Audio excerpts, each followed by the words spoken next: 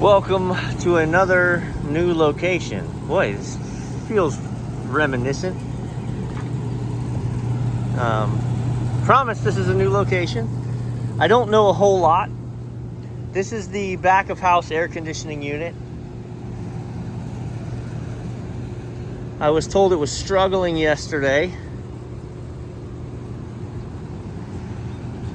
The internal service guy they have, who's a great guy, he's more of a handyman than a technician, but he's learning.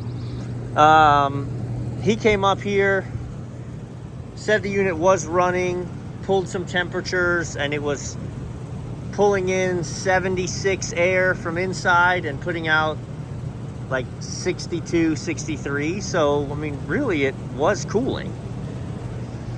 May just be beat down and inefficient. So I'm going to jump it into cooling mode, open up the electronics, and just get an aesthetic view of what's going on. We'll see what's what. And whether you knew which way it was supposed to go or not, common sense should tell you they should go the same way.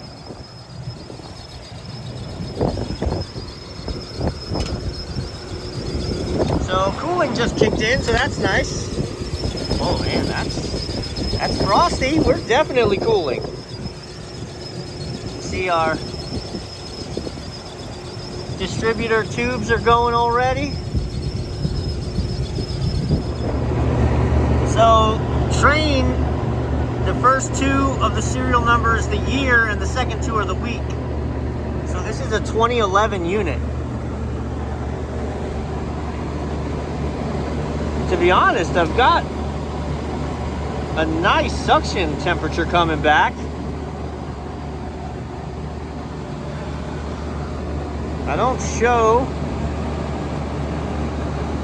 anything crazy in the contactors. Compressor's obviously very hot. That's hotter than it should be getting. But it's not for lack of Freon coming back.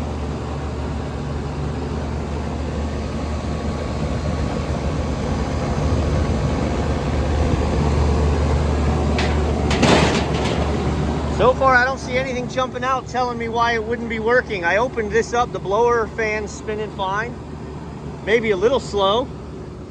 So I don't know what it's set for, but it's just satisfied and shut down. But this TXV, beautiful feeding pattern. Every one of the distributor tubes was feeding.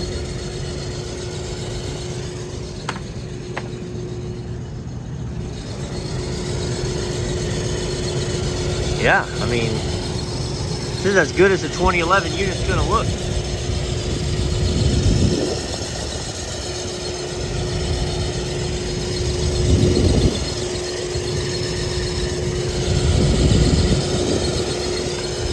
There's no disconnect on this unit. I guess in 2011 we didn't believe in disconnects. Power's coming up from inside and it just runs straight into that. So that's unfortunate.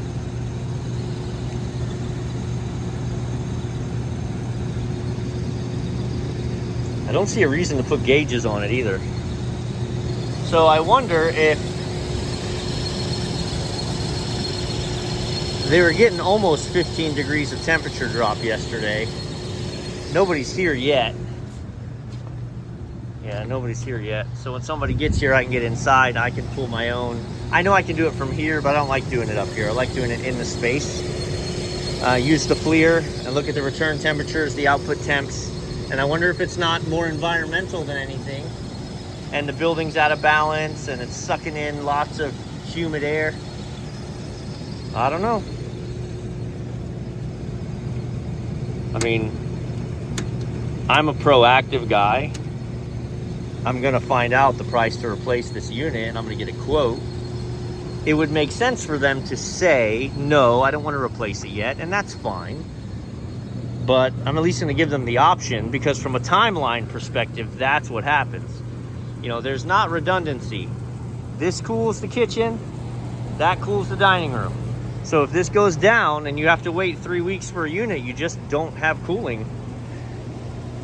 One thing that's interesting to note is that The AC was just running, and I don't have any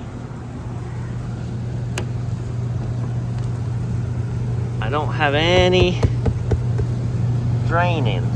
This was all dry. This was a little clogged up, but ooh, oh yeah, I can feel the crunchies in there. While we're here, you know, I can't help myself. I haven't been inside, but knowing the layout of these generally, this is going to be a walk-in just for the milk for the ice cream mix, and that's spent, and those wires are burnt at the actual connection. All right, I'm not going to test the capacitors or anything, but not great. So they don't have the hood systems on downstairs. So I didn't think the makeup air would be on. But it is, and this is not a frame rate issue. Look at how slow that's spinning. That is the real bup. Like, look at the pulley. It's not a frame rate issue. That is how slow it's spinning. This is not right. No. I don't hear the belt squealing, but look how far in on the pulley it's riding. We're not getting good rotation at all, for sure. Meaning we're not bringing fresh air into the building.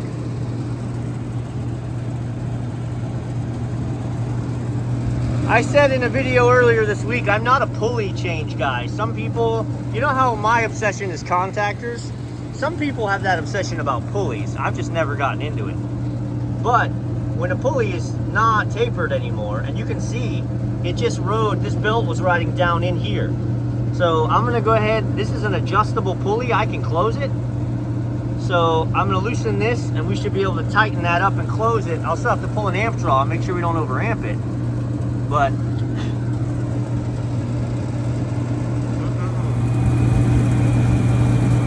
all right, so I was able to adjust it. Now you can see how it rides on the outer edge of the pulley. So we're transferring more rotations. It's definitely quicker. I mean, it's probably double the speed, but still not great. It's only a 115 volt motor, so it's pulling 7 amps, it's allowed to pull 8. This is a Glycol unit. Instead of having remote condensers for their soft serves, they cool the refrigeration circuit with Glycol. Then there's a pump that pumps the Glycol up here through the coils, and it disperses the heat. Glycol coil cooling coils often are terrible. These are in good shape, but there's a catch to why they're in good shape. Those fans are spinning backwards. We're supposed to be pulling air through the coil. We're pushing it, right?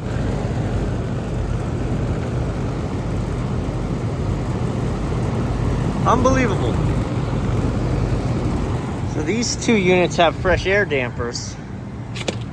Supposed to be bringing fresh air into the building. That one's barely.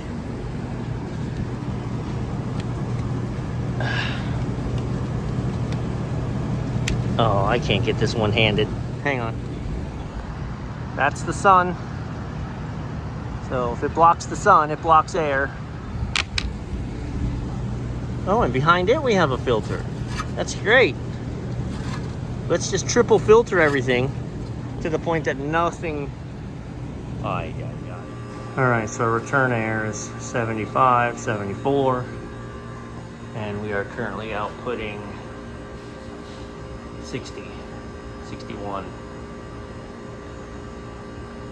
So 14 degrees. I mean, I think that's okay. I think that's all you can expect out of a, what did I say, 2011?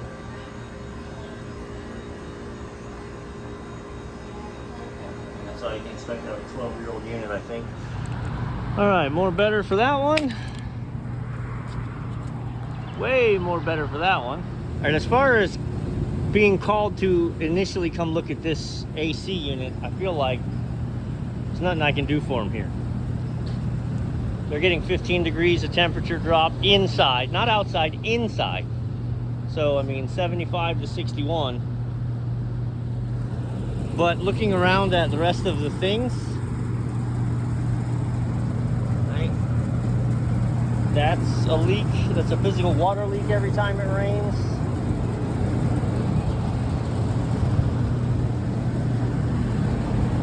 Nope, that one's fine. This is the one right here.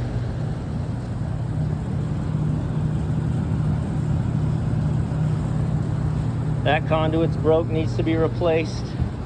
I checked the filters and cleaned those. I am not going to mess with these fans spinning the wrong direction, because they have been spinning the wrong direction for a hot minute. So I'm going to bring it to the owner's attention. Once I touch it, I own it, all of it. So, right, I show up today, I spin them the other way.